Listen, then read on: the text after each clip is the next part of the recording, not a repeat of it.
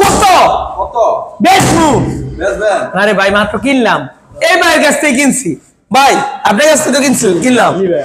এই বাইকটা তো আরেকটা শোরুম থেকে মনে হয় কিনছিলেন। জি। বাইকের সমস্যা? না, ফ্রেশ আছে, বর্তমানে 6 মাসের ভিতরে কাজ পাবে। আপনার কথার উপরে কিন্তু আরেকজন ভাই নিবো। ঠিক আছে। আসলে কাস্টমাররা এমনই, কিনতে আইলে গাড়ির সমস্যা হয়, ব্যস্ত আইলে 6 মাসের মধ্যে কোনো কাজ করণ লাগতো না, এতটা ফ্রেশ গাড়ি লক্ষ হইলো। তারপরে আমি বলবো আমি চেষ্টা করি সবচেয়ে ভালো বাইকটা দিতে, এবং কমে কিনা কমে বেচতে, লাভ করে বেচতে। কমে বেচতে বলতে কমে কিনা লসে বেচতে না, লাভ করে বেচতে। ভাই এই গাড়িটাতে যদি আমার 20,000 50,000 1 লাখ টাকা লাভ হয়, আপনার আফসোস আছে না, খুশি তো? তাইলে আমি চাই কি লাভ করে বিক্রি করতে, আর ভাইয়াদের কাছ থেকে এইভাবেই কিনি আমরা। তো এই গাড়িটা আসলে কি কাজ করানো লাগবে না?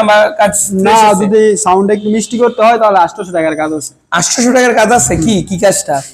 কি জানি এটা?